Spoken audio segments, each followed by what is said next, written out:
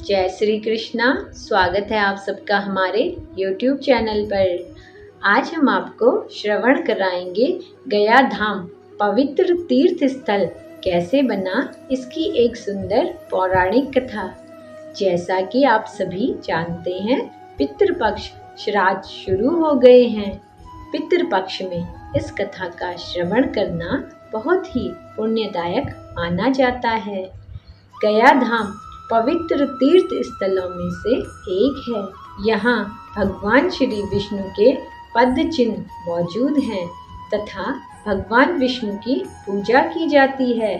गया में भगवान विष्णु के होने के बाद भी गया के नाम की प्रसिद्धि क्यों है, इसके लिए श्रवण करते हैं गयासुर की कथा।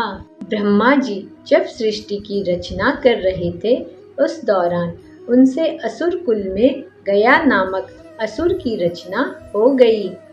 गया असुरों के संतान के रूप में पैदा नहीं हुआ था, इसलिए उसमें आसुरी प्रवृत्ति नहीं थी।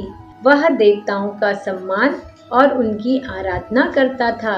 उसके मन में एक खटका था।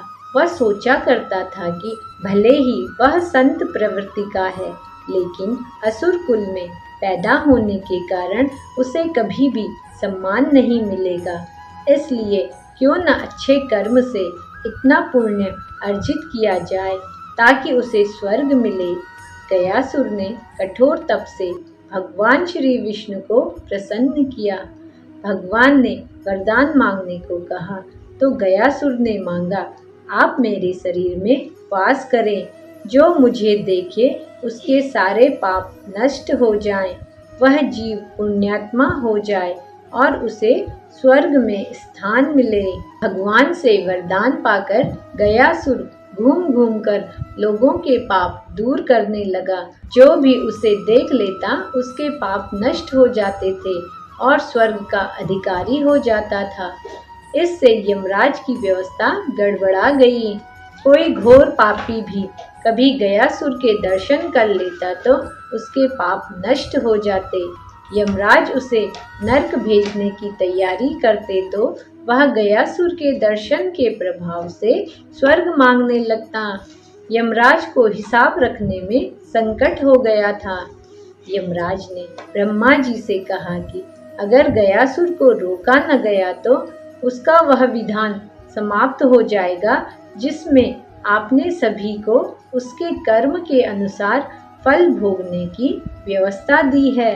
पापी भी गयासुर के प्रभाव से स्वर्ग भोगेगा।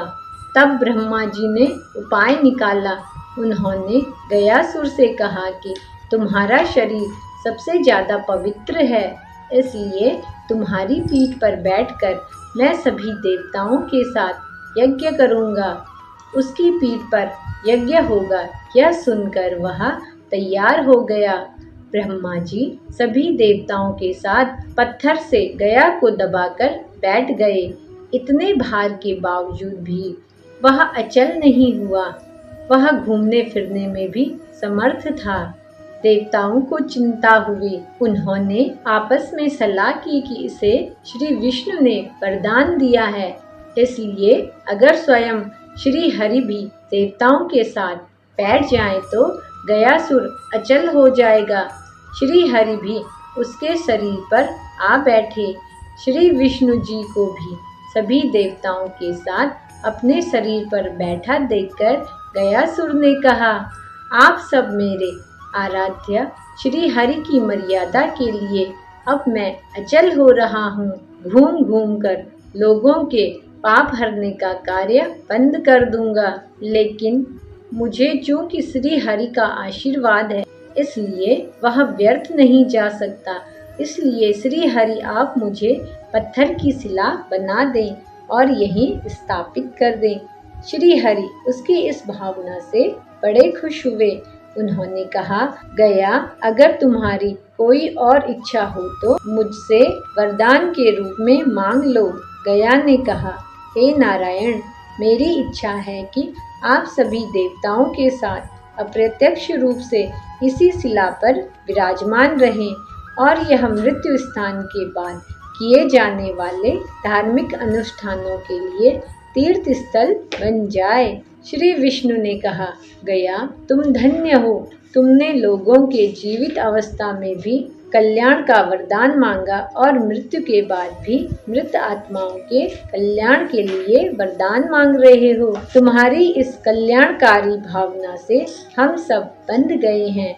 भगवान ने आशीर्वाद दिया कि जहाँ गया स्थापित हुआ वहाँ पितरों के श्राद्ध तर्पण आदि करने से मृत आत्माओं को पीड़ा से मुक्ति मिलेगी। क्षेत्र का नाम गयासुर के नाम से तीर्थ रूप में विख्यात होगा। मैं स्वयं यहाँ विराजमान रहूँगा। इस तीर्थ से समस्त मानव जाति का कल्याण होगा। साथ ही वहाँ भगवान श्री विष्णु जी अपने पैर का निशान स्थापित किया, जो आज भी वहाँ के मंदिर में दर्शनीय है। गया विधि के अनुसार श्राद्ध फल्गु नदी के तट पर विष्णु पद मंदिर में व अक्षय वट के नीचे किया जाता है। वह स्थान बिहार के गया में हुआ, जहाँ श्राद्ध आदि करने से पितरों का कल्याण होता है। उम्मीद करते हैं आपको आज की कथा अच्छी लगी होगी, तो कथा को लाइक और वीडियो को सब्सक्राइब अवश्य करें। जय श्री कृष्णा, राधे राधे।